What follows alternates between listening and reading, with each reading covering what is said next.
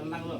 Ini untuk gerakan HNP atau disebut dengan saraf kejepit bagi yang tidak punya tonjolan di belakang. Bagi yang tidak lumbalnya tidak menonjol ke belakang. Coba gerakan pertama. Nih, lihatin ya. Luruskan. Nah, biasanya kalau yang saraf kejepit lurus ini kan nggak rapat biasanya. Nah, gerakan pertama tekan ke bawah. Nah, ini hitung 10 detik. Udah 10, gerakan ke atas 10 detik. Udah 10 detik ke bawah lagi. Tekan bawah, pol 10 detik. Ke atas, pol 10 detik. Nah, kadang terapis cuma 2 kali. Udah, gitu kan ya? Enggak, maksudnya kalau lagi nyalsek kitanya nggak bodoh-bodohan pasien, lakukan sampai berapa kali. Bu, bawa lagi, tekan bu. Nah, gitu. Jadi pasien itu kan kalau diperintah itu semangat, kalau suruh sendiri loyo. Kenapa? Karena lagi nahan sakit, jadi harus ada mandornya. Nah, terusin kita sambil liatin aja, terusin itu gerakan itu masih ada shooting ya, kita lihat shooting sini. Nah, ini untuk sahabat-sahabat Kotopa yang ada di rumah nih. Jadi yang dikasih PR gerakan HNP itu wajib melakukan ini. Kapan? 3 jam sekali. Oke. Turun lagi, pol 10 detik. Ini gerakan sebenarnya bukan untuk yang sudah tervonis HNP atau semua ya. Jadi semua penyakit apapun berasal dari tulang punggung yang menyempit walaupun belum terjepit. Kenapa? Karena ketika ada organ lambung sakit, berarti saraf berapa tadi? Torakal 12 menyempit. Nutrisinya bertahun-tahun tidak masuk, akhirnya jadi kelemahan fungsi di lambung, jadi penyakit lambung. Nah, kalau misalnya penyakit liver, karena dia bertahun-tahun ada kekurangan nutrisi dari torakal 8, maka nutrisi tidak masuk ke organ hepar, liver, hati. Akhirnya jadi penyebab darah tidak stabil, bisa kental, bisa terlalu encer, bisa kurang, bisa lebih turun. Ya, eritositnya turun, leukositnya naik, ada infeksi di mana? Usus, jadi tipes dan berbagai macam penyakit yang lain. Jadi itu, jadi kalau tulang punggung bagus, nutrisi bagus organ, otomatis organ jadi sehat. Nah, kalau misalnya penyakit lambung, diobatin lambungnya terus selamanya minum obat lambung, ya nggak selesai. Tulang punggungnya baik terapis, baik pasien harus bisa mengondisikan tulang punggung masing-masing. Nah, cara gerakan pertama tadi yang ini satu, ini akan menggerakkan pertama satu, dia ketika turun dia akan narik yang di selangkangan.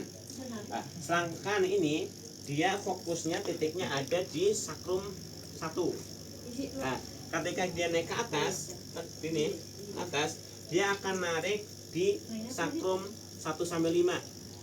Ketika sakrum 1 sampai 5 ditarik, maka ekor akan bergerak. Ketika ekor akan bergerak, maka semua torakal akan ketarik. Oke, torakal dan lumbal akan ketarik. Pak. Oke, gerakan kedua. Ini kan gerakan sederhana ya, tidak mengeluarkan tenaga banyak. Bagi yang udah sepuh-sepuh, jadi nanti aman. Berikutnya gerakan kedua. Ini harus urutnya, harus urut. Jangan ini baru selesai berapa kali, ditambahin yang lain gitu ya. Ini lakukan berapa kali, terus lakukan dua-duanya. Tangan tekan, ini tekan. Kalau udah tangan tekan dua-duanya, baru angkat angkat pinggang. Kalau yang enggak saraf kejepit kan langsung ya. Kalau yang saraf kejepit kan susah, sakit. Oke, turunkan. Berapa detik? 10 pas naik. Pol 1, 2, 3, 4, 5, 6, 2, 3, 4, 5, 6, 7, kecepatan. 7, 8, 9, 10, turun. Ulangi sampai berapa kali gitu ya? Ulangi sampai berapa kali, naik lagi. Tak. 1, 2, 3, 4, 5, 6, 7, 8, 9, 10, turun.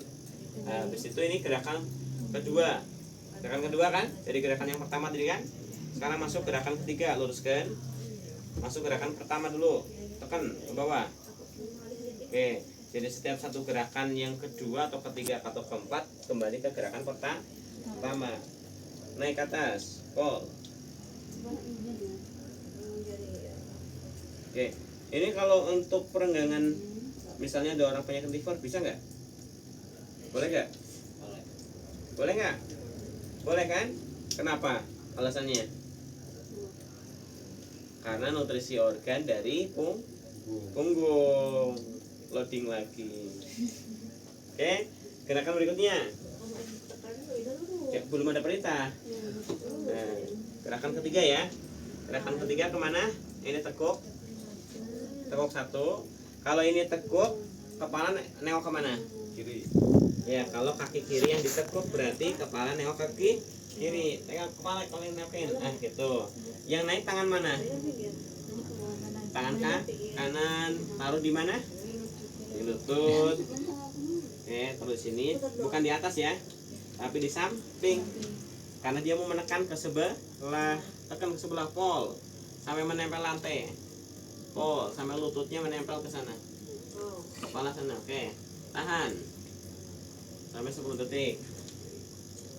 Coba, ketika gerakan ini yang ketarik apa? Saraf paha. Yes. Ini GP 30. Tarik ke sini. Ya. Ini namanya gerakan melintir. Karena saraf tersebut bisa karena penekanan, bisa karena pelintiran.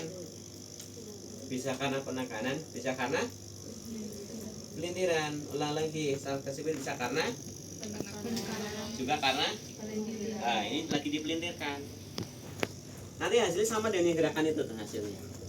Kalau itu digerakin oleh terapis, kalau ini suruh gerak sendiri. Makanya hasil dari gerakan terapis akan terbantu dengan gerakan mandirinya di rumah. Berapa jam sekali? 3 jam sekali. Oke, balikin, luruskan.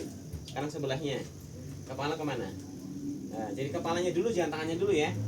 Kepala dulu, tengokkan, baru tangan naikkan. Tekan ke samping, pol sampai lutut menyentuh lantai. Set, sampai sana, tahan.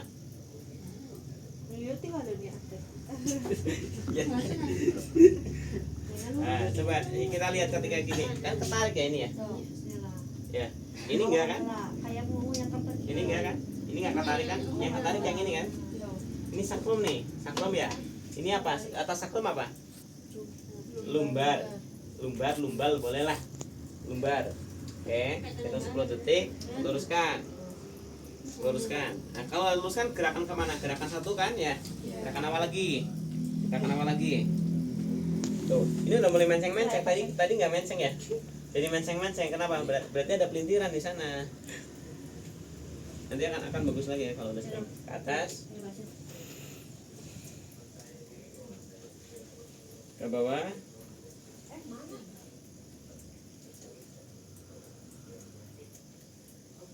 ke atas, ke bawah. Oke, gerakan ketiga keempat. Gerakan keempat, 1, 2, 3. Sekarang gerakan keempat. Ini tekukin, ini naikkan. Kalau yang nggak bisa naik, jangan dipaksa. Ya, cari gerakan yang bisa dulu. Oke, ini udah masukkan ke sana. Kemudian tangan masukin ke.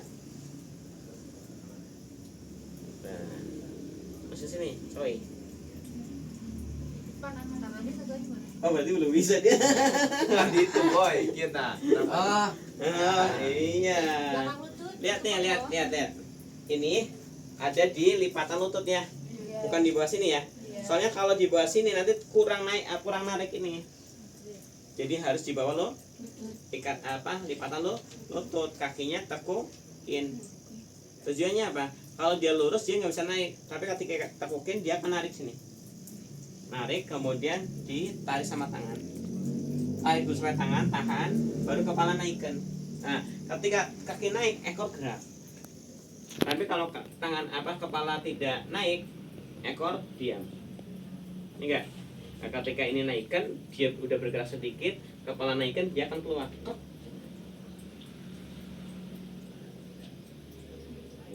Ketika turun naik. Jadi ekor itu harus bergerak loh. Ekor kita harus bergerak masuk masuk keluar sama kanan kiri itu ekor. Kalau yang ini nggak bisa bergerak, nanti lama kelamaan nutrisi dari ginjal, nutrisi dari bawah yang disebut dengan sumsum, yang disebut cairan kental tidak akan sampai kepada otak. Akhirnya jadi keleyang-keleyang.